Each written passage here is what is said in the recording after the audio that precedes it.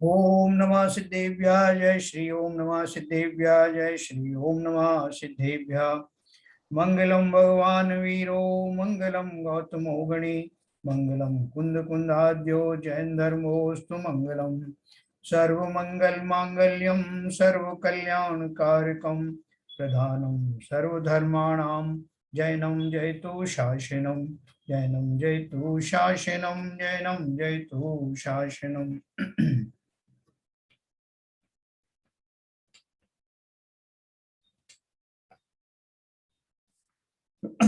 तो हमारे बहुत टॉपिक चल रहा था करण लब्धि के ऊपर। पंच लब्धि के अंतर्गत जो करण लब्धि है, जो सम्यक प्राप्ति के लिए अल्टीमेट लब्धि है, उसके बारे में हम चर्चा कर रहे हैं। पुस्तक का नाम पंचलब्धि और लेखिका का नाम डॉक्टर उज्ज्वला शाह।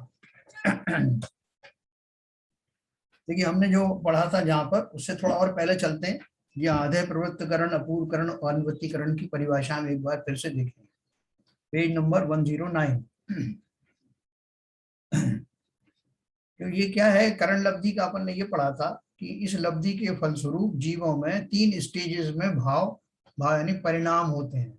परिणाम और भाव में अंतर समझ में आना चाहिए कि भाव तो जो है हमारे प्रतिक्षण बहुत सारे आते रहते हैं, लेकिन वो भावों में जो ठहराव आता है उनको लेकर इनको परिणाम बोला गया है। तो वो भाव ही, लेकिन जब वो ठहरते हैं थोड़ी देर, थोड़ा स्थिरता आती है, तो उनको परिणाम कहते हैं। तो ये जो परिणाम की बात चल रहा है कि जब करण लब्धि के उपलक्ष्य में उसकी 3 स्टेजेस आती हैं, तो पहले अधः प्रवृत्तकरण स्टेज आती है, दूसरी अपूर्वकरण आती है, तीसरी अनिवृत्तीकरण आती है। अपन इसको शॉर्ट में देखा था, एक बार उसकी परिभाषा देख के फिर अपन कल से जहां छोड़ा था वहां चलेंगे।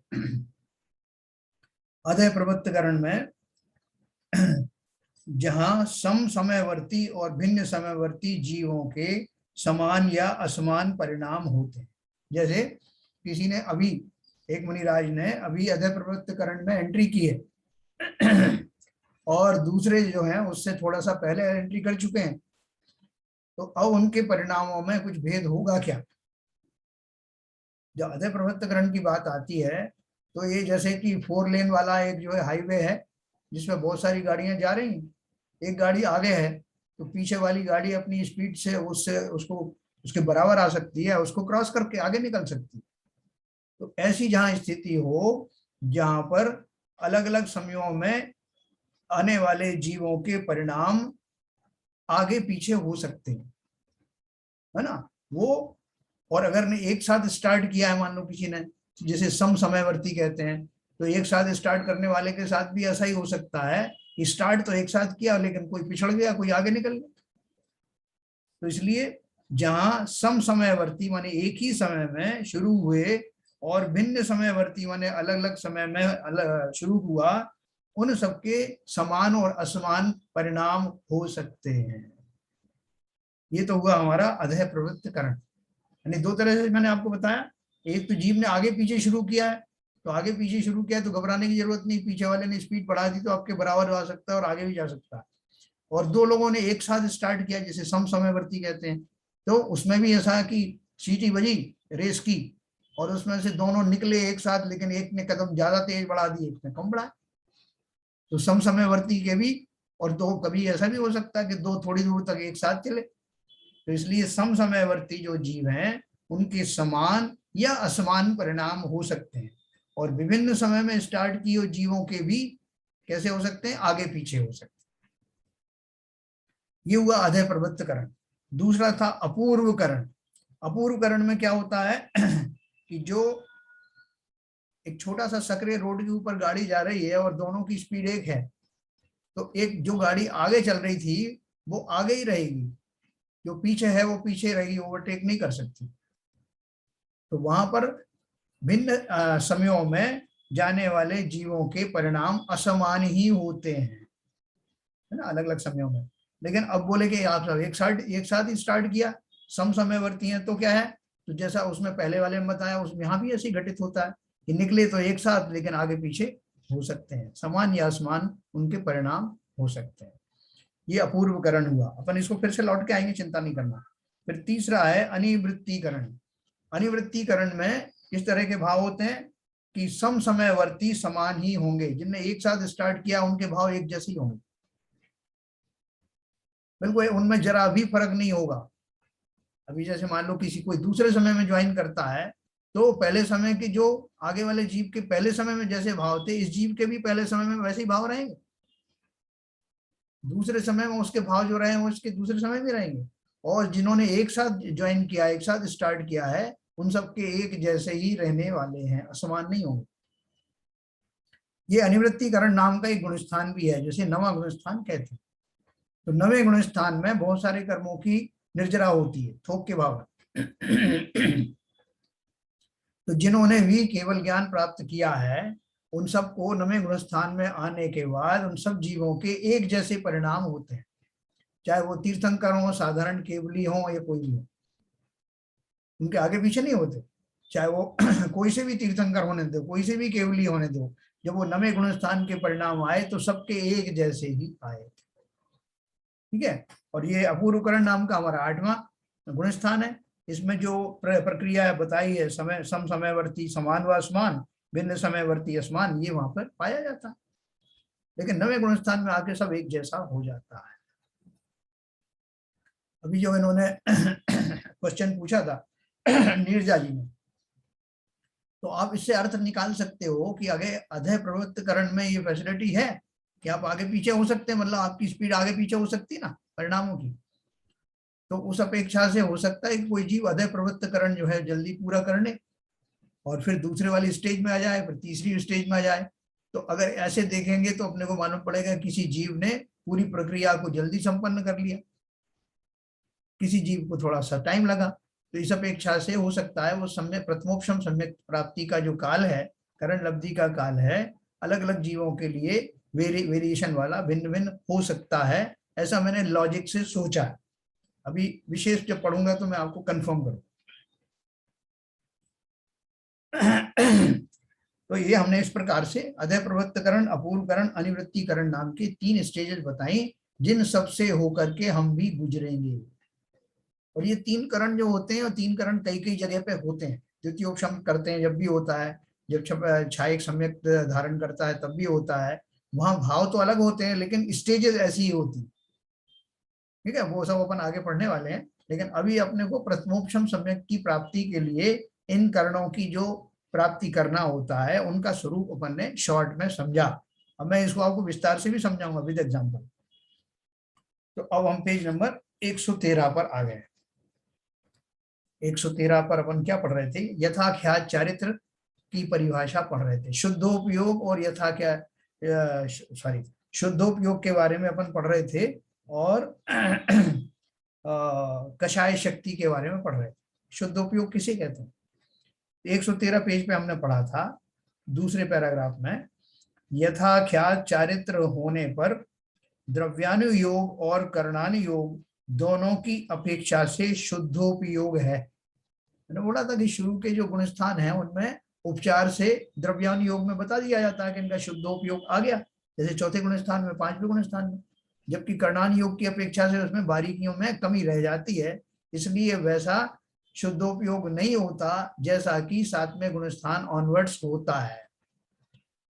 बल्कि उन्होंने बोला कि वास्तव में तो शुद्धोपयोग की जो दशा है वो जिस गुण स्थान में, चाहे द्रव्यानुयोग से कहो चाहे करणानुयोग से कहो, उस गुण स्थान का नाम है 11वां और 12वां गुण स्थान, जहां पर यथाख्यात चारित्र होता है। वहां उपचार से नहीं, एक्चुअल से भी ऐसा ही है, उपचार भी ऐसा ही है। तो हमने कल पढ़ा था कि कोई कोई सी जो बातें हैं वो कई बार द्रव्यानुयोग के और करणानुयोग के कथन में फर्क पड़ता है। लेकिन अगर करणानुयोग की अपेक्षा से वो हो गया है तो द्रव्यानुयोग की अपेक्षा से तो पहले ही हो गया है ना। तो यथाख्यात चारित्र कब होता है जीव को? यथाख्यात का अर्थ क्या है कि जैसा चारित्र होना चाहिए, वो अल्टीमेट जो चारित्र है उसे यथाख्यात चारित्र कहते हैं। और वो चारित्र जब प्रकट होता है तब जीव, चाहे द्रव्यानुयोग से कहो चाहे करणानुयोग से कहो, दोनों की अपेक्षा से उसका शुद्धोपयोग ही है। परंतु नीचे के गुण स्थानों में, चौथे, 5वें आदि द्रव्यानि योग की अपेक्षा से कभी कभी शुद्धोपयोग होता है, परंतु करणानि योग की अपेक्षा से सदा ही कषाय अंश का सद्भाव होने से शुद्धोपयोग नहीं होता है। उपचार से तो कह देते हैं, अपन उसको इग्नोर कर देते हैं, भाई साहब थोड़ा बहुत, ये आदमी कितना साफ सुथरा है, देखो ये बिल्कुल लगता कि इसको कोई खोट ही नहीं है, इसके वस्त्र भी इतने साफ है। तो सारे लोगों ने देखा, सबने प्रशंसा किया, बिल्कुल सही साहब, एकदम व्हाइट ड्रेस इसकी जरा भी, और बिल्कुल उज्जवल वस्त्रधारी है। और वहां पे कोई एक बिल्कुल सूक्ष्म बुद्धि वाला भी बैठा था, उसने बोला साहब क्या बात कर रहे हैं, इनकी जेब के दाईं तरफ एक छोटा सा जरा सा एक काला निशान भी तो है ना। है ना, बहुत सारे लोग ऐसे छिद्रान्वेषण भी करते हैं, उनको बाकी की सब खूबियां नहीं दिखाई देती, और जरा सी कोई कमी हो तो वो तुरंत दिखाई देती है ना। लेकिन यहाँ मैं किस अपेक्षा से कह रहा हूँ कि वो कषाय जो है अगर थोड़ी बहुत भी है उस जीव में, तो द्रव्यान योग मोटा कथन करके कहेगा कि ये तो बिल्कुल शुद्धोपयोग की दशा में ही आ गया है।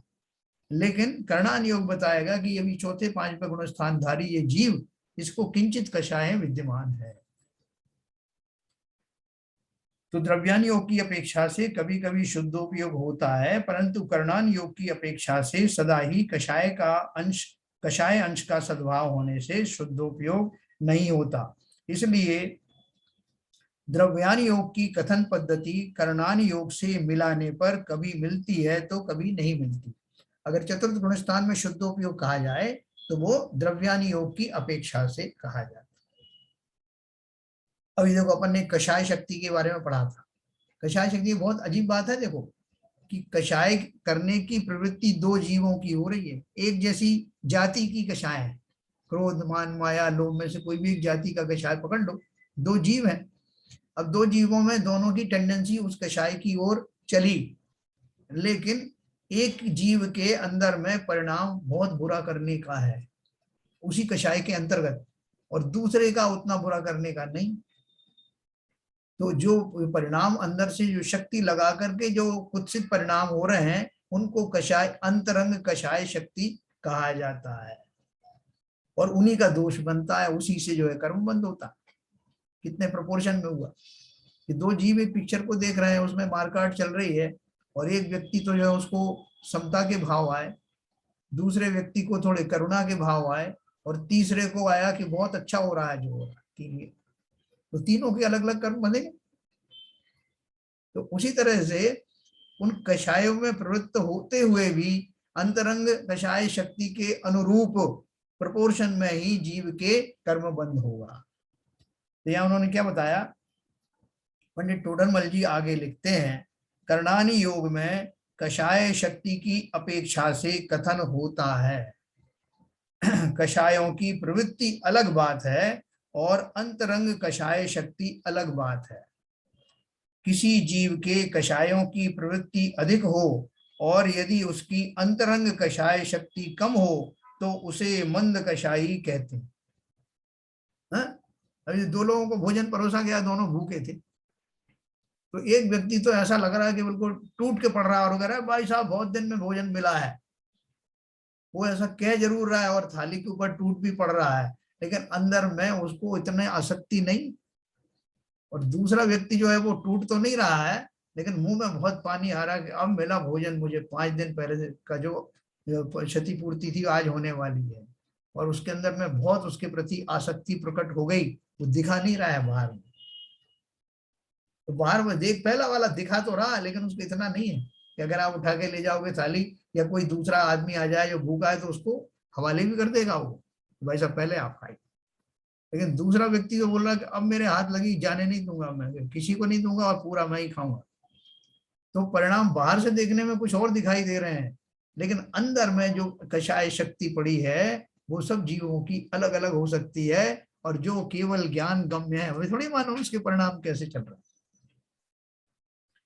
तो बोल रहे हैं किसी जीव के कषायों की प्रवृत्ति अधिक हो और यदि उसकी अंतरंग कषाय शक्ति कम हो तो उसे मंद कषाई कहते हैं।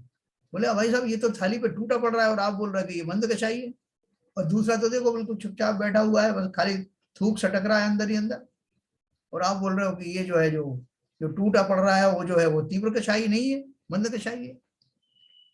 बोले बिल्कुल अंतरंग परिणाम किसके कैसे चल रहे हैं वो हमें नहीं पता। बाह्य क्रियाओं से आप कैसे जजमेंट कर सकते हैं? परंतु जिन जीवों की कषायों की प्रवृत्ति थोड़ी है परंतु अंतरंग कषाय शक्ति बहुत अधिक हो तो उन्हें तीव्र कषाई कहते हैं। जैसे व्यंतर आदि देव कषाय से नगर आदि का विनाश करने का कार्य करे तो भी उनकी कषाय शक्ति थोड़ी होने से उनके पीत लेश्या होती है। वो देखो, जो व्यंतर जाति के जो देव होते हैं उनमें एक कौतूहल नाम का एक गुण होता है। उनको कुछ करने में, एक्सपेरिमेंट करने में मजा आता है। देखें अब क्या होगा, इस जीव को ऐसा कर दिया, वो वहां बैठा था उसको पल्ले पे से गिरा दिया, या उसके सामने कोई ऐसा चमत्कार सा प्रकट कर दिया कि जिससे वो हतप्रभ रह जाए। वो ऐसा करके वो उससे मजे लेते हैं, जिसे कौतूहल कहते हैं। तो वो कौतूहली होते हैं और उनमें शक्ति इतनी होती है कि वो पूरा की पूरा गांव पलट दें। लेकिन चूंकि उनकी वो कषाय वैसी नहीं है कि मुझे इन सब जीवों को मार डालना ही है, यही करना है, कौतूहल करते हैं, तो इसलिए उनकी अंतरंग कषाय शक्ति कम होती है और वैसे पावर बहुत होता है, बल बहुत होता है। तो इस उन जीवों में और दूसरे जैसे हम जैसे जीव हैं जिनकी सामर्थ्य तो कुछ नहीं, गांव पलटने की बात तो दूर करो, हम टेबल भी नहीं पलट सकते है? लेकिन हम भाव तो ऐसे कर सकते ना कि मेरा बस चले तो ये पूरी जो है इसकी जो सेना आई है इसके सबको एक एक आदमी को मार डाले, तो काम हो गया। बिना बल के ही आपने जो है इस तरह की जो वांछा की, उससे आपकी कषाय शक्ति का पता लगा और तदनुसार आपके परिणामों के अनुसार कर्म बंद हुआ। ये बहुत अच्छे से समझना। इसलिए बैठे बैठे अगर हम सोचते हैं कि भाई साहब मैंने तो कुछ किया ही नहीं, मैं बच गया, फलाना आदमी देखो वो उसको मारने दौड़ा था, असली कर्म उसके बनेंगे, आपको क्या पता उसके क्या भाव थे। और आप यहाँ बैठे बैठे सोच रहे हो कि मेरा बस नहीं चल रहा है, नहीं तो मैं भी जाता और दो चार तो मैं भी मार के आता। तो अपने परिणामों को संभालना, वहां पे कोई कंसेशन नहीं मिलता। और आप किसको मूर्ख बनाओगे कि यही रजिस्टर होना है, कहीं दूसरे रजिस्टर में लिखवाना नहीं। तो इसलिए आप मूर्ख नहीं बना सकते। भाई साहब मैंने जो है बहुत ट्रैकफुली काम किया, बाहर से कुछ भी नहीं दिखाया, और अंदर से ही मैं सोचता रहा कि इसके साथ तो ये होना चाहिए। तो आप मूर्ख किसको बनाओगे? आप मूर्ख खुद बन रहे हो, फौरन रजिस्टर हो जाएगा।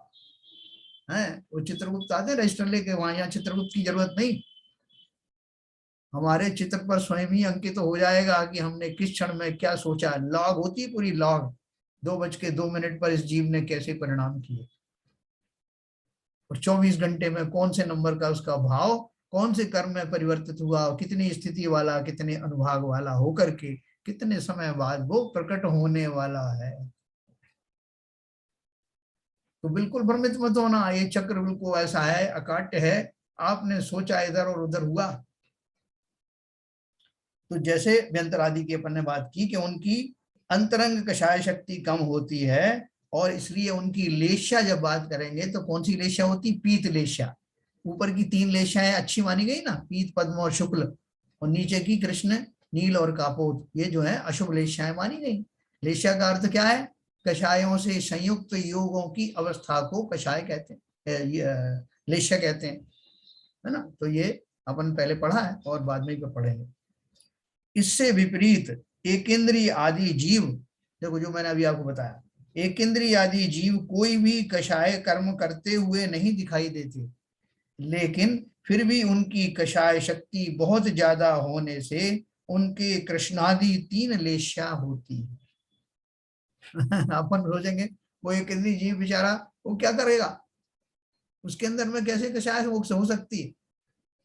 तो उसके अंदर तो पूरी नील, कृष्ण, नील, कापोत, ये 3 जो निकृष्ट जाति की जो होती है लेशाएं वो पाई जाती हैं, क्योंकि वो जीव सामर्थ्यवान ना होने के कारण उस पर होने वाली कर्मों की मार के उपलक्ष्य में जो उसके भाव बनते हैं वो बहुत ही संक्लेशित होते हैं।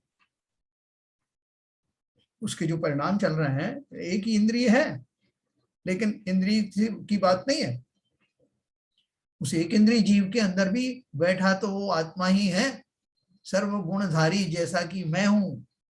लेकिन उस अवस्था में वो जीव अत्यंत असहाय होने के कारण उसके जो परिणाम बिगड़ते हुए जो बन प्रकट हो रहे हैं प्रतिक्षण, वो सब कृष्णादि लेश्याओं वाले होते हैं। तो आप ये नहीं समझोगे कि उसको तो भाई साहब बिल्कुल बंद होता ही नहीं होगा, वो तो बेचारा कुछ कर ही नहीं रहा, ना उसके दिमाग है, वो कुछ सोच भी नहीं रहा। लेकिन दिमाग क्या है? दिमाग तो जो है आत्मा से ही प्रकाशित होता है ना, वो तो एक फैसिलिटी है, उपकरण है। लेकिन जो आत्मा है, जो स्रोत है हर चीज का, भावों का स्रोत है, वो तो उसके पास भी है ना। इसलिए उस जीव का उन अवस्थाओं में इस तरह का चिंतन होता है जो कि 3 खोटी लेश्याओं वाला होता है। तो आप कंपेयर नहीं कर सकते थे, एक इंद्रिय जीव को जो है अच्छी शुभ लेशाएं होंगी और पंचेंद्रिय जीव को अशुभ ही होंगी या शुभ ही होंगी, ऐसा लगा नहीं सकते। लेकिन फिर भी जो सैनिक पंचेंद्रिय जीव है उसके पास में ऑप्शन है, 6 लेशाएं पाई जाती हैं। तो मनुष्य जो है पीत लेशा, पद्म लेशा और शुक्ल लेशा प्राप्त कर सकता है ना मुनि बन करके। और मुनि नहीं भी बना तो उसके पहले जो चतुर्थ गुण स्थानवर्ती होकर के या सम्यक सन्मुख मिथ्या दृष्टि होकर के किंचित पीत लेशा आदि में जा सकता। ये सारे ऑप्शन हमारे लिए खुले हुए हैं, है ना। हम ऐसे हाईवे पर बैठे हुए हैं जहां चारों तरफ के मार्ग खुले हैं, चारों गतियों के मार्ग खुले। अब देखिए, सर्वार्थ सिद्धि नामक सबसे ऊपर के स्वर्ग के देव कषाय रूप थोड़ा प्रवर्तन करते हैं, परंतु कषाय शक्ति अधिक होने से उनके असंयम है। देखना, अभी क्या बोल रहे हैं, सर्वार्थ सिद्धि के जो अहमिंद्र होते हैं ना, सर्वार्थ सिद्धि नाम का जो विमान है जो 9वें ग्रीवेक के ऊपर है, जहां से बोलते हैं कि मोक्ष बिल्कुल पास रह जाता है, उस सर्वार्थ सिद्धि के जो अहमेंद्र होते हैं उनकी आयु कितनी होती है? 33 सागर वर्ष। 33 सागर वर्ष कितनी लंबी आयु। और सब अहमेंद्र हैं, मतलब उनका बॉस कोई नहीं होता। अहम इंद्र माने सभी बोलते हैं मैं ही इंद्र हूं, सब समकक्ष होते हैं। वहां कोई भेदभाव नहीं होता, किसी तरह की कोई अभिलाषाएं नहीं रहती। जहां निरंतर जो है जिन वचनों का, धर्म का चिंतन और चर्चा होती रहती है। और कई 33 सागर तक, और हर समय होने वाली चर्चा नई नई होती है, नो रेपिटिशन। आप सोचो 33 सागर तक उन्होंने क्या करना है, उन्हें को भूख प्यास लगे तो क्या करें, उन्हें कहीं जाने की जरूरत नहीं है। 33 सागर की आयु वाले के 33,000 वर्ष के बाद में एक बार क्षुधा लगती है उनको तो कंठ में से अमृत झर जाता है, वो भी झूठा नहीं होता, और वही भूख शांत हो जाती। तो इतनी सामर्थ्य के धारी, इतने सुंदर जो है उनका जो परिणाम होने के बावजूद भी वो बोल रहे हैं कि उनके कषाय रूप तो थोड़ा प्रवर्तन करते हैं, कषाय तो क्या होगी उनकी, परंतु कषाय शक्ति थोड़ी अधिक होने के कारण असंयम रहता है। अब बोलोगे साहब इतनी ऊपर तक तो पहुंचा दिया आपने, वो मोक्ष क्यों नहीं करे आपने? बोलते हैं कि वहां से मोक्ष की दूरी जरा सी रह जाती है, तो जरा जोर मारे और सिर निकाल ले मोक्ष में, है इतनी तो सामर्थ्य है ना उसमें। तो बोल रहे हैं कि उनमें एक चीज की कमी रह गई, वो क्या है? असंयम है। असंयम का अर्थ क्या है? ऐसा असंयम नहीं कि वो कोई चरित्र वाले होंगे। असंयम का अर्थ है कि विधिवत वो अनुव्रत या महाव्रत धारण नहीं कर सकते, इस अपेक्षा से असंयम कहा। तो इसलिए बोल रहे हैं कषाय शक्ति अधिक होने से उनके असंयम है। इसके विपरीत पंचम गुण स्थानवर्ती गृहस्थ शादी ब्याह करता है। पंचम गुण स्थानवर्ती जीव जब तक 11वें गुण स्थान सॉरी 7वीं प्रतिमाधारी नहीं हो जाता है, तब तक वो जो है उसके जो स्वास्त्री का त्याग नहीं होता। प्रतिमा धारण करी उसने, जैसे दूसरी प्रतिमा धारण की, तीसरी चौथी पांचवी तक छठी तक भी रहता है, तो उसने मान लो उस प्रतिमा का धारी है और उसने शादी ब्याह भी कर लिया, तो व्यापार भी करता है, आदि कषाय कार्य तो बहुत करता है, परंतु कषाय शक्ति मंद होने से उन्हें देश संयमी कहा है। देश संयम मतलब पार्शियल संयमी, मुनि जैसे तो नहीं है लेकिन श्रावक हो गया है। तो आप बोलो ये तो बढ़िया, आपने बड़ी अन्याय की बात कर दी कि वो सर्वार सिद्धि वाले बेचारे ना कोई शादी कर रहे हैं ना कोई और भोग आदि भोग रहे हैं, सिर्फ धर्म चर्चा कर रहे हैं, तो उनको आप असही में कह रहे हो।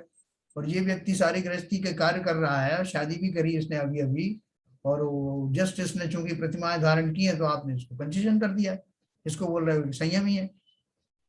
तो वहां ये इसका रहस्य समझाया गया है कि चूंकि उस जीव की जो आंतरिक जो कषाय हैं वो संयमित हो गई हैं, उसके भाव उस जाति के आते नहीं है।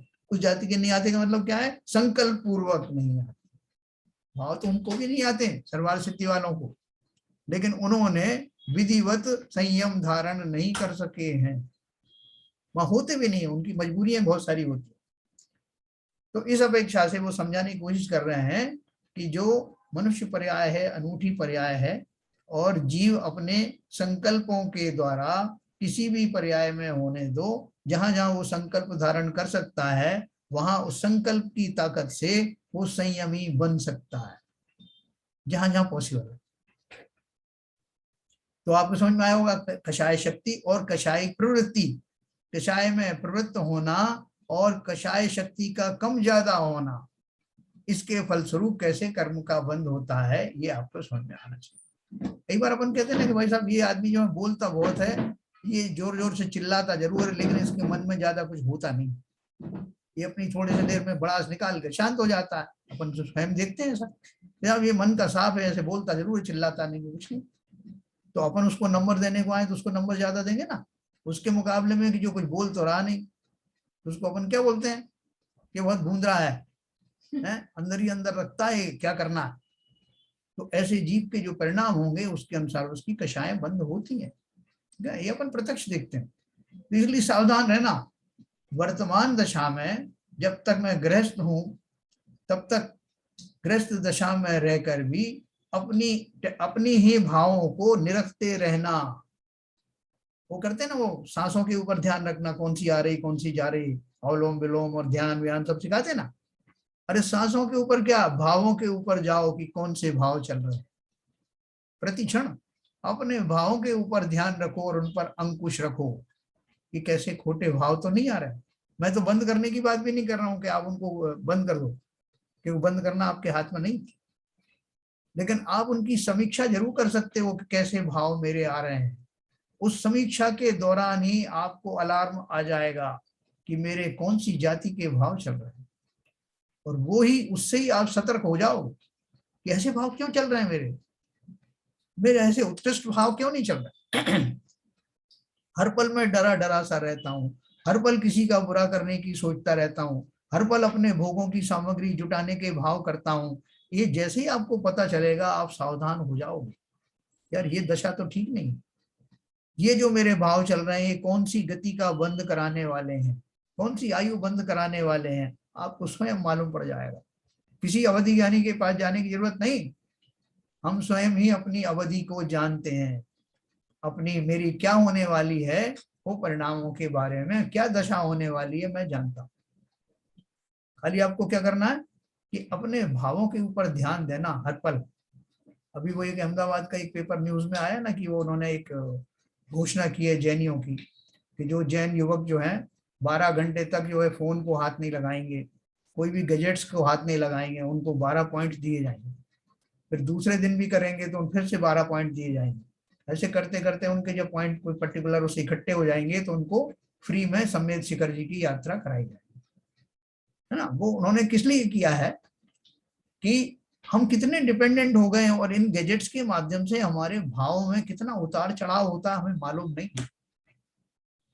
अनजाने में ही थोक के भाव में हम कर्म बंद कर रहे हैं, और जब इतने थोक के कर्म बंद कर लोगे तो उनको वो अंत कोड़ा कोड़ी सागर जितना स्थिति लाने वाले जो परिणाम होंगे वो ऐसे ही थोड़ी आ जाएंगे। उतना पहाड़ आपने ऊपर चढ़ा रखा है तो उनको लाने में आपको कम टाइम लगेगा, इसलिए अभी से सावधान रहना। एक एक लेशा में असंख्यात लोक प्रमाण कषायों के स्थान होते हैं। देखो अपन जो है पंचलब्धि के माध्यम से बहुत सारी बारीकियां पढ़ रहे हैं जो हमारे दैनिक जीवन में उपयोगी हैं। आप बोलोगे साहब मुझे थोड़ी अभी मैं सम्यक दर्शन की प्राप्ति के लिए मैं थोड़ी कुछ सोच रहा हूँ, चिंतन कर रहा हूँ, आप तो मुझे प्रैक्टिकल बता दो अभी चलते फिरते। ये प्रैक्टिकल ही बताया जा रहा है। सम्यक दर्शन भी इसी विधि से होगा, लेकिन उसके पहले अपने परिणाम संभालना। ये पूरा मैकेनिज्म बता रहा हूं मैं आपको। क्या बताया, एक एक लेशा में असंख्यात लोक प्रमाण कषायों के स्थान होते हैं, मंद और तीव्र होते हैं। आप कृष्ण लेशा की बात करो तो कृष्ण लेशा का एक रेंज है, सभी लेशाओं की रेंज है, तो 0 से लेकर के और वो मैक्सिमम तक जीरो तो नहीं होती नहीं, मतलब जो मिनिमम से लेकर के और मैक्सिमम तक की जो रेंज है उसके बीच में बहुत सारे पॉइंट्स हैं कि साहब ये भी कृष्णलेशा वाला है, ये भी कृष्णलेशा वाला है, वहां तक भी कृष्णलेशा वाला है। इनमें कुछ फर्क है कि नहीं? बिल्कुल फर्क है, लेकिन कहलाएंगे वही कृष्णलेशा वाला। जब तक उस रेंज में है तो कृष्ण वाला कहलाएगा। इसलिए उन्होंने क्या क्या लिखा है, एक एक लेशा में असंख्यात लोक प्रमाण कषायों के स्थान होते हैं, मंद और तीव्र भेद होते हैं।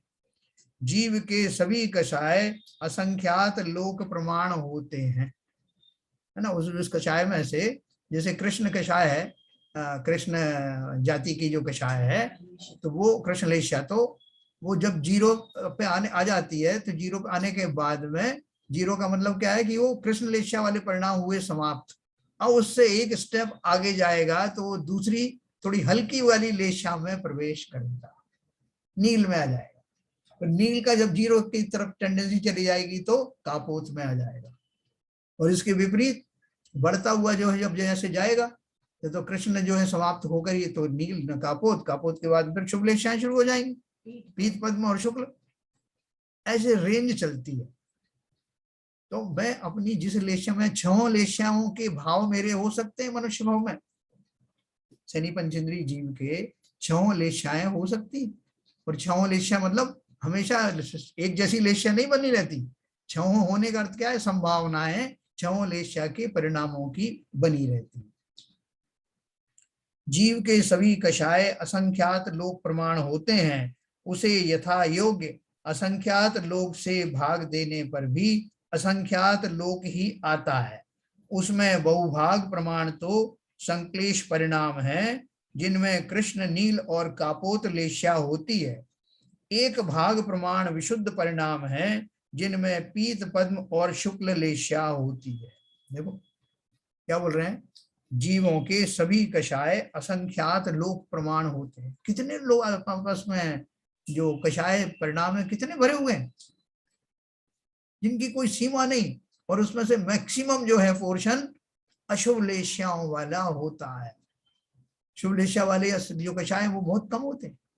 इसलिए हमारे वो ललित कुमार जी परेशान रहते हैं, वो उस कषायों की बार करते हैं, बात करते हैं कि आप तो ये बताओ कषाय कहाँ कम होने वाली। देखो जिन जीवों के ऐसे परिणाम होते हैं उनको लगने लगता है कि मैं अपनी कषायों को घटाऊं, तो ऐसे भाव आने लगते हैं। तो इसमें क्या उन्होंने बोला, सावधान रहना, कषाय कितनी है और कितनी दूर तक चलती हैं। खूटी कषायों का परिमाण ज्यादा है और शुभ लेशाओं का परिणाम कम।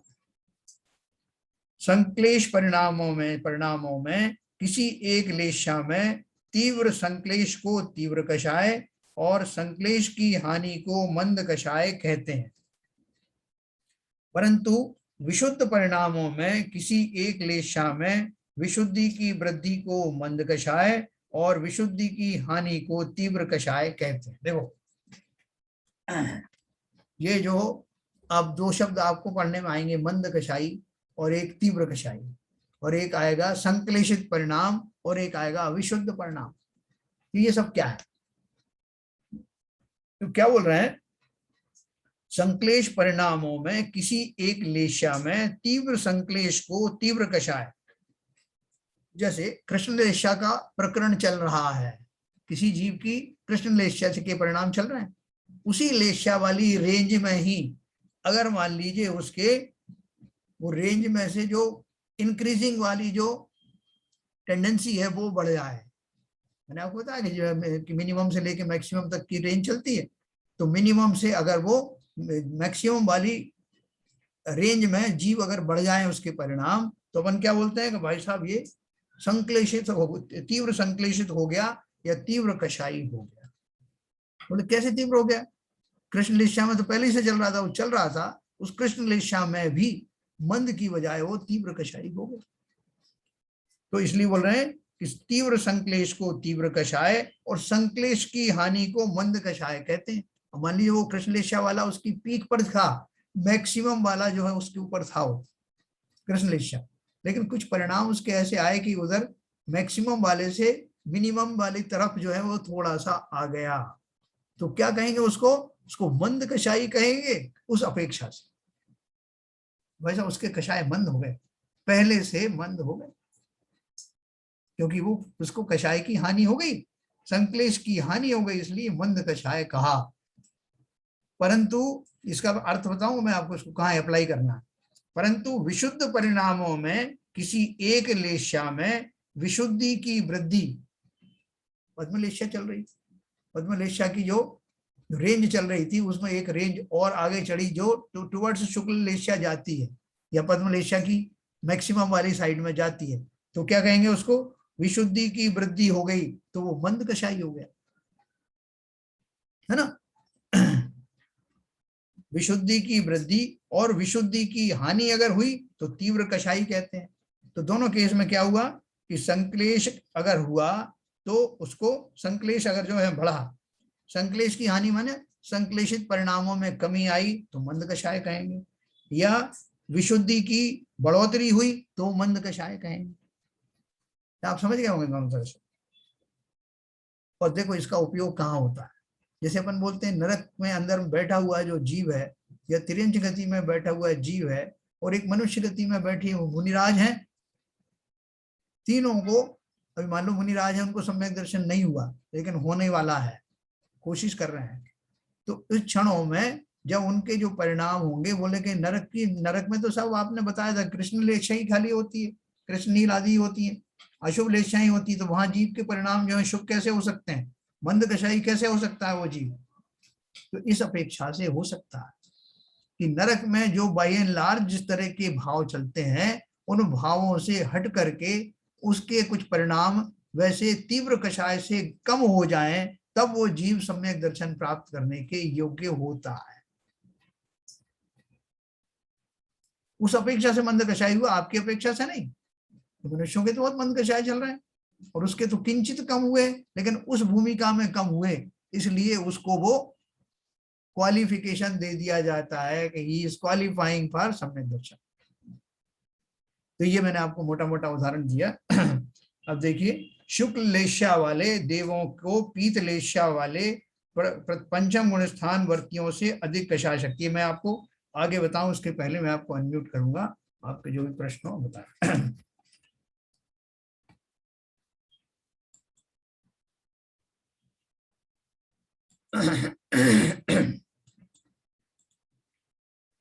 हाँ सर बोलिए। जैन साहब जी, तो इसका मतलब ये हुआ, ये मंद कषाय जो है टर्म है, ये रिलेटिव टर्म हो गई।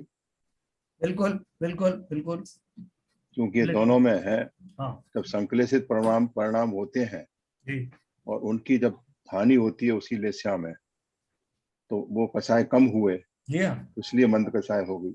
बिल्कुल सही। और अब आप जब आप क्या विशुद्धि की तरफ जा रहे हैं, और विशुद्धि की जहाँ हानि होगी, तो उस समय विशुद्धि का जहाँ हानि होगी तो हाँ, तीव्र कषाय हो जाएंगे। बराबर, और मंद कषाय, तो ये दोनों ही तीव्र कषाय मंद कषाय ये रिलेटिव टर्म है। Yes yes sir. और वो संश्लेषित परिणाम और विशुद्ध परिणाम है, ये अपोजिट रोल करते हैं। हाँ नहीं देखो, बात तो वही है, घुमा फिरा के देखो कैसे देखो। हाँ बात वही है, हाँ, बात वही है, रिलेटिव ही मगर है। उनको रिलेटिव होने के बावजूद भी इनको विपरीत डायरेक्शन में इनको अप्लाई करना है। बिल्कुल सही, बिल्कुल सही। सर मेरा भाई साहब, हाँ ललित जी पूछ रहे हैं, हाँ एक मिनट। हाँ बोलिए। एक्चुअली कल भी ये प्रश्न शायद मतलब शंका उठाई गई थी। जी जैसे जो हमने अधःकरण, अपूर्वकरण और अनिवृत्तिकरण जो पढ़े हैं, हाँ, उसमें हम दो जीवों की बात करते हैं। जी हाँ, एक तो जीव जैसे मान लें मैं स्वयं हूँ, हाँ और दूसरा जीव परजीव है। तो हम परजीव की बात क्यों कर रहे हैं? हम तो एक्चुअली हमको तो स्वजीव के बारे में बात करनी है। तो मतलब एक्चुअली प्रश्न वही है कि इसका ये जो दो जीवों का कंपैरिजन देके जो पूरा एक्सप्लेन किया है, उसका क्या सिग्निफिकेंस, ऐसा मतलब हाँ हाँ, बिल्कुल क्या औचित्य क्या है? समझ गए मैं क्यों। देखो ऐसा है, मैंने भी कल ये मैंने भी हाँ, यही वो पूछा कल था, वाली इसका क्वेश्चन था सिग्निफिकेंस एक्चुअली, क्या है। पर इसका जी नहीं नहीं, बहुत बढ़िया आपके, देखो मैं आपका प्रश्न बहुत एकदम सटीक है। बात ये है कि जैसे किसी को ये प्रश्न उठे कि साहब वो जो जितने भी जीव होते हैं सबको सम्यक दर्शन एक जैसे भाव पूर्वक होता है, या लोग के अलग अलग भाव हो सकते हैं, अलग अलग भाव से भी सम्यक दर्शन होता है, एक जैसी भाव से हो सकता है, सब जीवों के एक स्ट्रोक में एक जैसे भाव हो जाते हैं, अलग अलग भाव होते हैं। जतन बहन जी म्यूट कर लीजिए।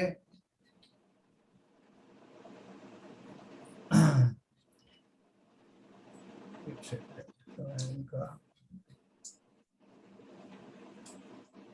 हो गया म्यूट हो गया उनका। ओके।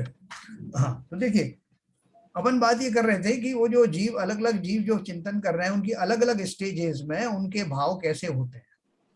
तो वो जो भाव हैं, भावों को मैं कैसे बताऊं। उनमें कलर तो होता नहीं कि वही लाल रंग के भाव जो होते हैं अधे कृष्ण अधेकरण में लाल रंग के भाव होते हैं, और जो अनिवृत्ति उसमें अपूर्वकरण में वो सफेद रंग के होते हैं, और उसके बाद में वो पीले रंग के हो जाते हैं। तो ऐसा कलर कोड तो है नहीं। तो मुझे आपको भावों के बारे में बताना है। ये तीन जो हम तो ये मतलब आप तो ये कहते, ज्ञानी तो ये कहते कि आप परजीव की क्यों चिंता करो, अपनी चिंता करो। नहीं, जीव चिंता जीवों उसके की नहीं कर भाव रहे हैं, कैसे हो रहे नहीं हो रहे उससे तुमको मतलब नहीं है।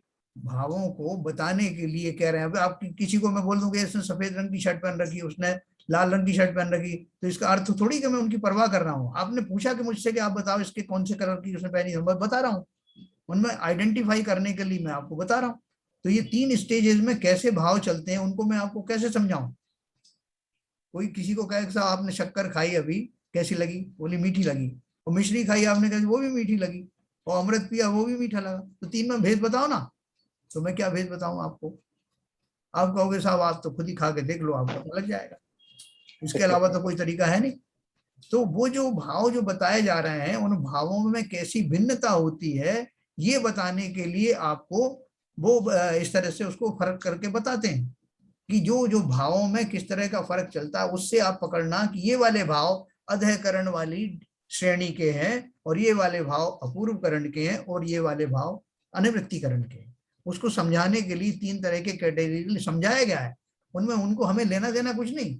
इसलिए हम ये थोड़ी किसी का नाम लेके नहीं बोलते कि देखो साहब वो मरीज का जीव अभी जब समय दर्शन प्राप्त कर रहा था तो उसका अधःकरण में ऐसे भाव हुए। हमें क्या करना, मरीज हो या कोई हो। अपन तो एक ऑब्जेक्टिव चीज बता रहे हैं कि इन तीनों भावों में भेद क्या होता है। आप बताओ, नहीं तुमको टैगिंग कैसे करोगे आप, अधःकरण के भावों को कैसे टैग करोगे, लेबल लगा दें साहब। तो उसमें ये नहीं, आप तो जैसा बता रहे थे कि जो इस वीतराग मार्ग पर है वो तो ये सब चिंता करते ही नहीं है, वो तो इस नहीं, मार्ग पे चल रहा है। बात चिंता की नहीं। अभी जैसे अपन को जिज्ञासा हो रही ना, जैसा अधःकरण के भाव कैसे होते हम तो होंगे। मिथ्यात्व तो मैंने इसलिए चिंता हो रही। नहीं, बात मिथ्यात्व की नहीं है, बात मिथ्यात्व की नहीं। अपन जो सब कुछ पढ़ रहे हैं, संश्लेषित परिणाम जिसे कहते हैं, या मंद कषाई के, अपन क्यों पढ़ रहे हैं। अपन बोलेंगे नहीं साहब देखो आप हमको जो होना होने दो, आप उनकी परिभाषा मत बताओ कि कौन मंद कषाई कोई तीव्र कषाई है। उसकी एग्जाम्पल दी ना उन्होंने कि जैसे कि वंतर देव आदि जो कुछ कार्य कर रहे हैं, उनकी कषाय शक्ति कैसे बताएं। आंतरिक शक्ति को बताने के लिए कोई एग्जाम्पल दी जाती। तो ये भी एग्जाम्पल के माध्यम से हमें समझने में आ रहा है कि मेरे जो प्रारंभिक स्टेज में जो भाव चलते हैं वो किस लेवल के होते हैं, उनको मैं कैसे आइडेंटिफाई करूं। हम उनकी परवाह नहीं कर रहे हैं, ये समझने के लिए है खाली।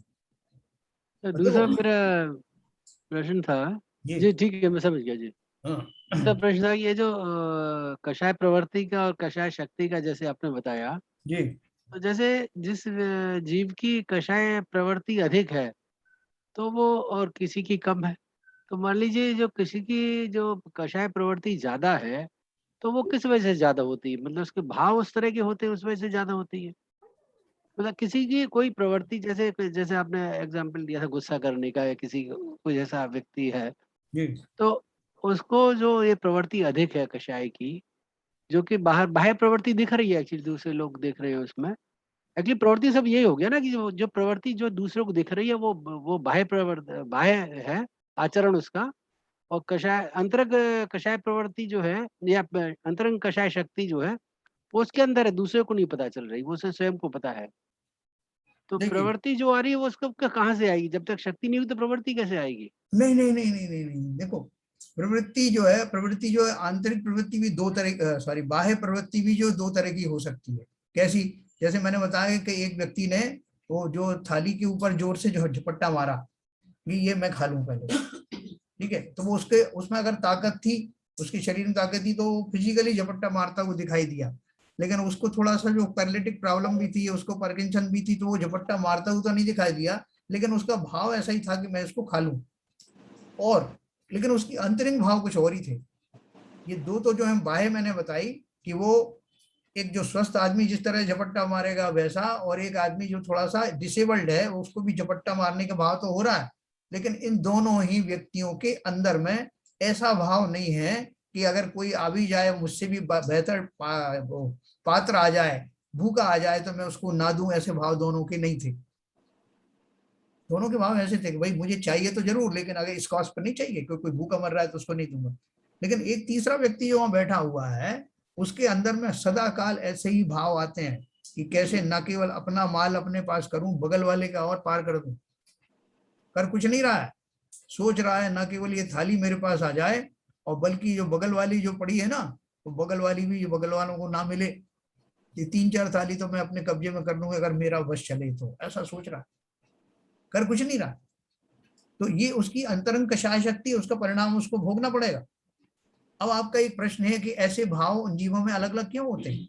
नहीं, इसी में से थोड़ा सा वेरिएशन, जैसे आपने बोला कि वो कर कुछ नहीं रहा है, केवल भाव कर रहा है, और एक व्यक्ति ऐसा है, एक जीव ऐसा है जो कि भाव नहीं कर रहा पर ये तीनों चीजें कर ले रहा है।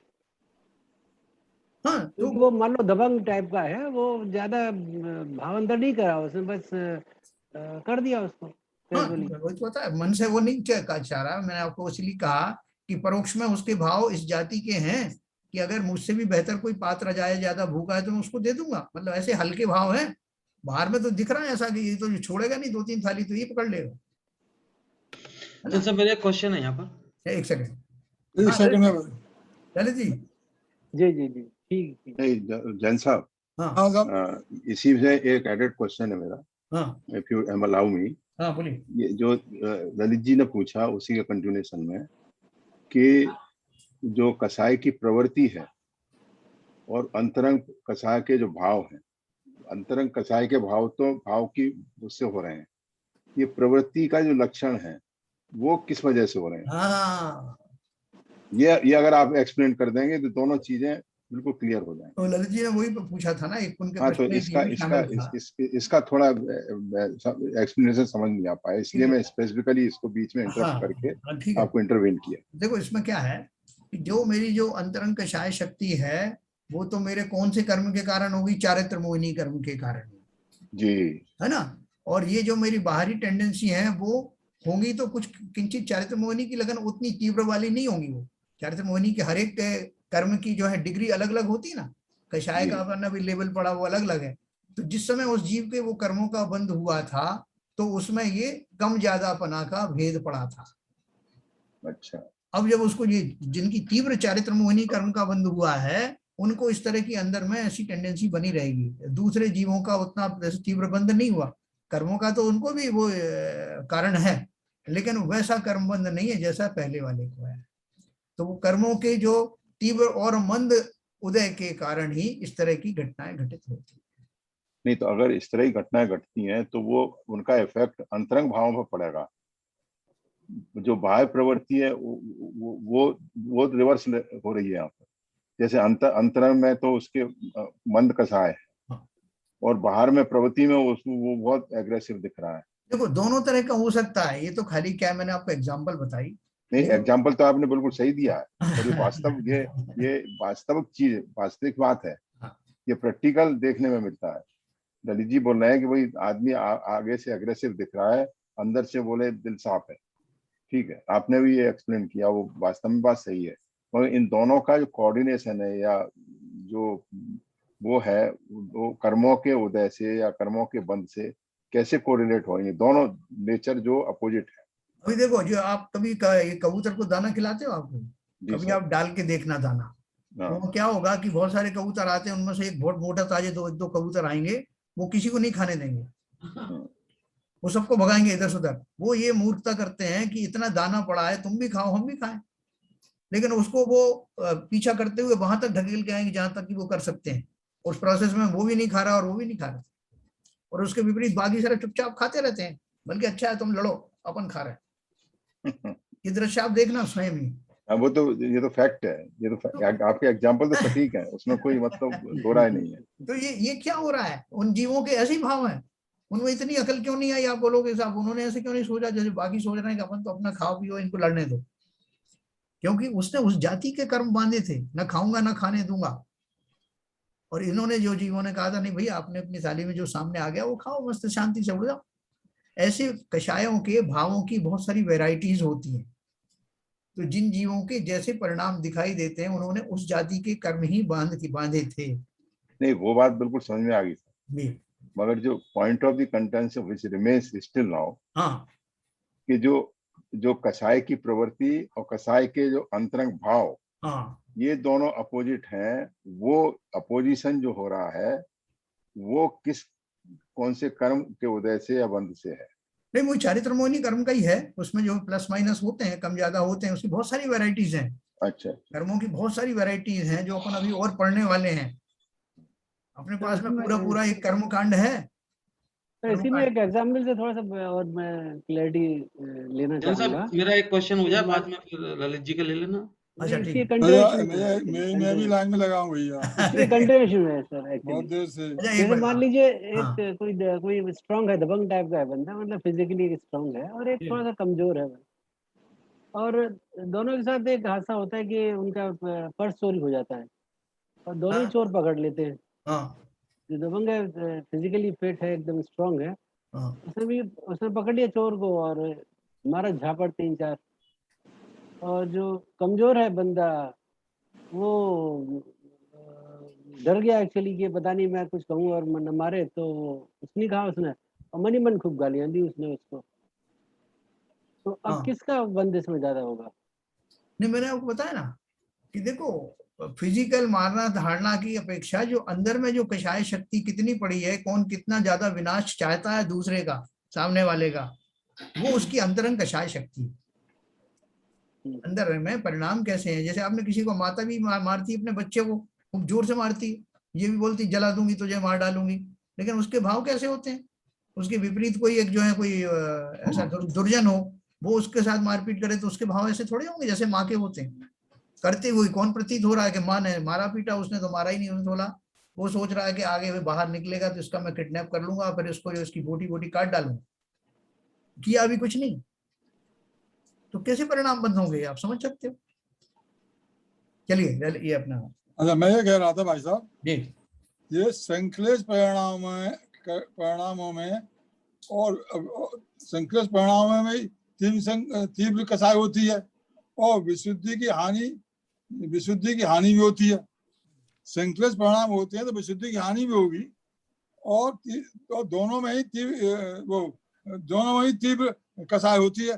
तो इसको अलग अलग कैसे वो डिस्कस किया है संश्लेष को? अच्छा, और ऐसे ही उसका संश्लेष की हानि होगी तो विशुद्धि बढ़ेगी, तो मंद कसाई होंगे, दोनों में ही मंद कसाई होंगे।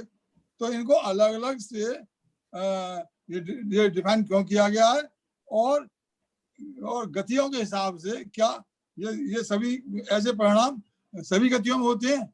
ये दो चीजें हैं। देखो, हाँ बिल्कुल, आपने बहुत अच्छे वैलिड क्वेश्चन है। देखो, पहली वाली बात बताऊं आपको कि जैसे जो जीव जो है खोटे, जिनके भाव ही चलते रहते हैं, खोटे ही चलते रहते हैं, ये जैसे एक आदमी बहुत गरीब है, तो बहुत गरीब जो आदमी है उसको एक दिन जो उसको कई दिन से भोजन नहीं मिला, एक दिन उसको एक टाइम का भोजन मिल गया, तो अपन क्या कहेंगे? क्या उस आदमी को अमीर कहने लगेंगे भाई साहब आज ये अमीर हो गया, या ये कहेंगे कि आज इसकी गरीबी कुछ कम हो गई, इसका कुछ कष्ट कम हो गया, है ना। इसके विपरीत एक दूसरा आदमी है जो उसको लोग 1 लाख रुपए रोज कमाता था, एक दिन उसको जो है लॉस हो गया, 1 लाख नहीं मिला, 85,000 मिला, तो अपन कहेंगे कि इसको लॉस हो गया। किस अपेक्षा से लॉस हो गया? पहले की जो कमाई थी उसके मुकाबले में हो गया। तो पहले जो अगर मान लो वो उसके विशुद्ध परिणाम ज्यादा चलते थे तो वो अभी घट गए, कम हो गए, उस अपेक्षा से वहां विशुद्ध की अपेक्षा लगा करके घटबढ़ बोली जाती है। और जो गरीबी वाला है उसको क्या बोलेंगे अपन कि उसकी गरीबी कुछ कम हुई या बढ़ गई, उसको अच्छा, इस तरह से ऐसा है। संश्लेष के हिसाब से और गतियों के हिसाब से, और सभी गतियों में होती हैं लेशाएं, सभी गतियों में सभी ये परिणाम वैसे। ऊपर से देव गति में जो है आपकी जो 3 जो उत्तम लेशाएं, जो बेटर लेशाएं हैं, पीत पद्म शुक्ल, जो देवादि पर्यायों में पाई जाती है। ठीक है, हाँ बोलिए आपके शैलेंद्र जी। हाँ, तो मेरा क्वेश्चन ये है जैन साहब कि अभी जैसे आपने बोला कि जब हम पंचलब्धि की तैयारी कर रहे हैं तो निश्चित रूप से हम लोग जो है शुक्ल लिशा में जाके करते हैं, करेक्ट? तो आप जब हम शुक्ल लेख्या में जाके हम तैयारी कर रहे हैं करण लब्धि और उसको पाने के लिए प्रिपरेशन कर रहे हैं, तो आपका कहने का ये है कि जो आदमी की स्वाभाविक लेश्या है उसकी, जैसे एक आदमी की स्वाभाविक लेश्या होती है कि वो पीत में है कि कपोत में है, निश्चित रूप से वो ऊपर वाली 3 तो नहीं है, नील और वो तो नहीं है वो, क्योंकि जब वो पंचलब्धि कर रहा है तो मान के चलें वो कपोत में होगा या पीत में होगा या उसमें होगा। तो आपका कहने का मतलब ये है कि जब वो शुक्ल लेश्या में या उससे नीचे वाली लेश्या में यदि वो तैयारी कर रहा है पंचलब्धि की, तो उसका जो प्रकृति की जो लेश्या है उसकी, एक आदमी की अपनी प्रकृति होती है, वो लेश्या उसको इम्पैक्ट करती है करण लब्धि को प्राप्त करने में? देखो ऐसा है चरण जी, जो जीव अभी करण लब्धि तक पहुंच गया है, अपन ने उसके पहले ही प्रायोगिक लब्धि वगैरह पढ़ा ना, विशुद्ध लब्धि, क्षौक्षम लब्धि। क्षौक्षम लब्धि से ही उस जीव का जो सुधार शुरू हो गया, कि उस जीव के कषाय मंद हो गई, अपन ने वहां से शुरू किया था। उसके पूर्व कर्मों में अनुभाग कम होता हुआ जो है अभी जो है उदय हो रहा है ना। बंद वस्की का जो पहले से बंद हुआ है, उनका उदय जो है वहां पर मंद मंद हो रहा है। और फिर उसके बाद की जो अपन ने जो प्रकृतियां जो पढ़ी, अपने लब्धियां पढ़ी, उन सब में निरंतरता से वो अनुभाग कम होता हुआ, स्थिति कम होती हुई आ रही है। तो ये सारी जो परिणति हो रही है, वो कृष्ण नील कापोत पर लेशा वाले के नहीं होती। वो तो नहीं होगी, उसके तो नहीं होगी, वो तो मैंने भी बोला, उसके तो होगी नहीं। तो लेकिन मेरा क्वेश्चन ये है कि जब आदमी विशुद्धि की तरफ जा रहा है तो निश्चित रूप से शुक्ल लेश्या में चल रहा है वो। शुक्ल नहीं भी हो तो, शुक्ल नहीं भी होगी तो पीत पद में से हो सकती है। हाँ, पीत पद में से होगा, वो कर रहा है। हाँ। तो उसको जो आपने जो एक बताया कि जिसको मतलब इमीडिएटली जिसको बहुत जल्दी कर्ण लब्धि प्राप्त हो जाती है, तो वो जो उसकी जो तैयारी है उसमें जो आदमी की खुद की प्रकृति की लेश्या होती है वो भी इम्पैक्ट करती है क्या? जैसे एक आदमी का स्वभाव होता है कि वो मतलब चला गया शुक्ल में या पदम में चला गया, लेकिन उसकी खुद की प्रकृति जैसे हो सकती है वो नील में हो, कपोल में हो, स्वाभाविक रूप की, तो वो इम्पैक्ट करती है क्या उसमें? देखो ऐसा है कि आपका कहने का अर्थ ये है कि जैसे एक आदमी बहुत क्रोधी किस्म का है, बाय एंड लार्ज उसका स्वभाव बहुत क्रोधी है, और एक ऐसा है कि जो हमेशा जो है मृदु मुस्कान वाला जो जीव है, जो उसका बाहरी स्वभाव हम जिसे कहते हैं, तो वो जो स्वभाव का धारी उस अपेक्षा से है, वो उसमें कंट्रीब्यूट करता है कि नहीं, आपका ये कहना है शायद। तो देखो कंट्रीब्यूट तो वो करेगा ही करेगा, क्योंकि बाय एंड लार्ज उसकी कौन सी जाति के स्वभाव में जो भाव पड़े हुए हैं उनमें स्टेबिलिटी होना चाहिए। एक तो स्टेबिलिटी की बात है, लेकिन दूसरी बात ये कि बहुत सारे जीव ऐसे हैं वो सडनली सुधर जाते हैं। जैसे वो शेर की पर्याय में जो है, सिंह की पर्याय में उसके भाव पहले क्या थे, जिस समय वो मृग को जो है फाड़ के खाने वाला था, तो आप क्या समझ रहे हो, पीत पद्म के लेशा में था क्या? लेकिन सडनली एक ही क्षण में उसके जो भाव हैं उससे हट करके इस दिशा में आ गए। ठीक है ना सर? तो वो कभी भी घटित हो सकता है, लेकिन उसके चांसेस जो है ज्यादा हैं जिसकी प्रैक्टिस शुरू से ही है वैसी, उसको ज्यादा एफर्ट करने की जरूरत नहीं होगी, सडनली होगा, धीरे धीरे चलेगा उसका मामला। तो पंचलब्धि में लेश्याएं चेंज होती रहती हैं, प्रायोगिक लब्धि और देशना लब्धि और उसके विशुद्धि लब्धि, उसके बाद में कर्ण लब्धि। तो ये जैसे लब्धियां चलेंगी तो लब्धियां आगे बढ़ेंगी तो लेश्या बदलती रहती है जीव की। देखो लेश्याएं जो भी हैं, पहली बात तो वैसी अशुभ लेश्याएं नहीं होती ऐसे जीव, बिल्कुल नहीं होती, सही बात है। दूसरी बात जो शुभ लेश्याएं हैं उनके भी परिणाम जो है घटते बढ़ते रहते हैं। हाँ वही उसमें पूरी रेंज है ना आपके पास? हाँ फुल रेंज है। विनीता जी कुछ पूछ रही थी। हाँ अंकल, जैसे अपन बोल रहे थे कि जैसी प्रवृत्ति है वैसे अंदर भाव है, उनका रिलेशन है। जैसे अब समझो किसी ने आपको मारा, सताया, कुछ भी, तो आपने उसको हैंड टू हैंड रिप्लाई कर दिया, मार के पीट के कैसे भी, तो वहां अपने भाव तो अपने खत्म कर दिया। एक है जो एक रेस्पेक्ट या कोई भी चीज की वजह से कि उसको वापस वो रिप्लाई नहीं कर रहा है, बट उसके भाव अंदर है, लेकिन उसने उसको रिप्लाई नहीं किया, तो एटलीस्ट उसका तो इफेक्ट उस पर नहीं आया ना, कि आपने किसी जीव को सताया है तो उसके तो परिणाम अपने बंधेंगे ही ना।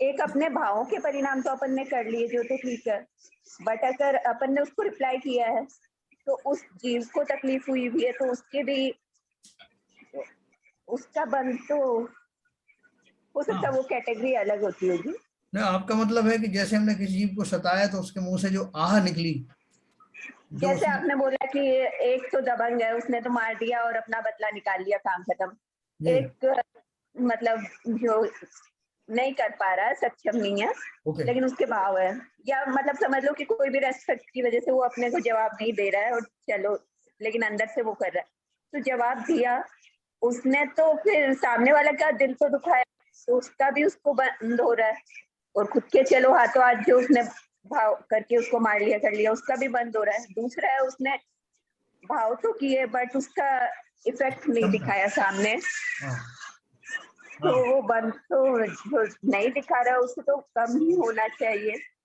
देखिए जो अपन ने पहले पढ़ा था ना, जो कषाय शक्ति मतलब टेंडेंसी टू हाँ कषाय और अंतरंग हाँ कषाय शक्ति, है हाँ ना। तो इसमें वही फार्मूला लागू होता है, जिसने अपना बल दिखाया और उसको मार पीटता हुआ भी नजर आया, लेकिन उसके परिणाम मान लो कैसे हैं। अपन अपन एक एग्जांपल ही समझें कि मान लीजिए उसके परिणाम जो है अंदर से बहुत ज्यादा नहीं थे, कि अगर ये आदमी क्षमा मांग लेगा तो माफ कर दूंगा और हमेशा के लिए माफ कर दूंगा, मैं बैर नहीं रखना चाहता, मैंने अभी का हिसाब पूरा कर लिया, ऐसा परिणाम।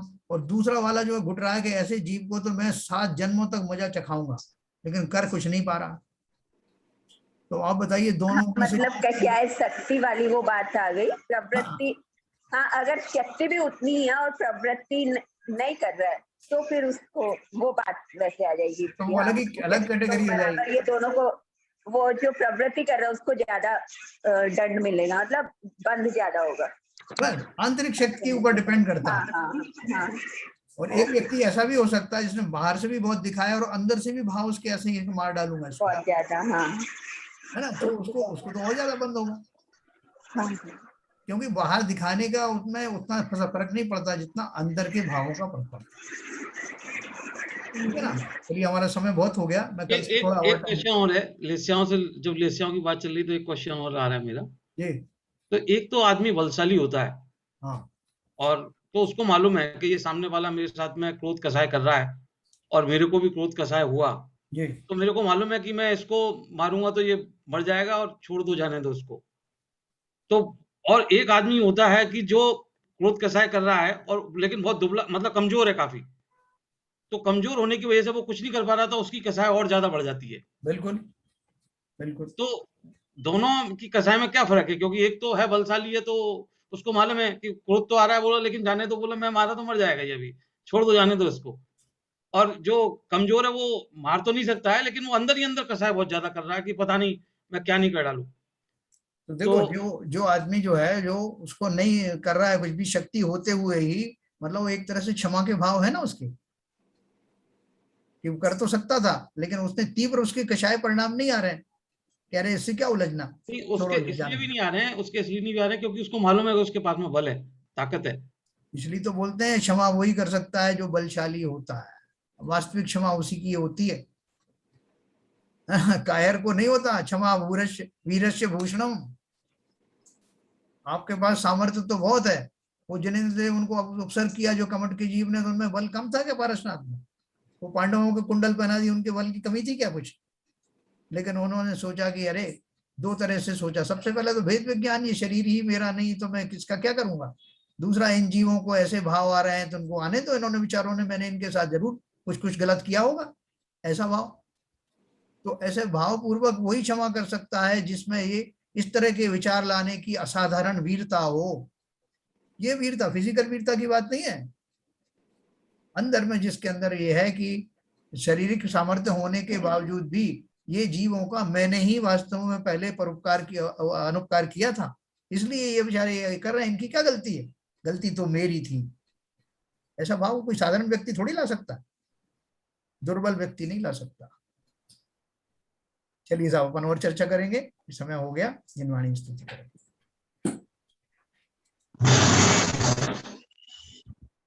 मिथ्यातम नाश वेको ज्ञान के प्रकाश वेको अपर भास वेको भानु सी बखानी है।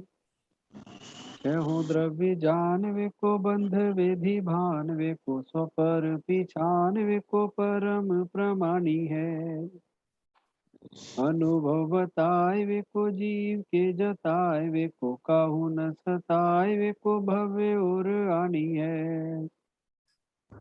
जहाँ तहाँ तार वेको पार के उतार वेको सुख विस्तार वेको यही जिन वाणी है।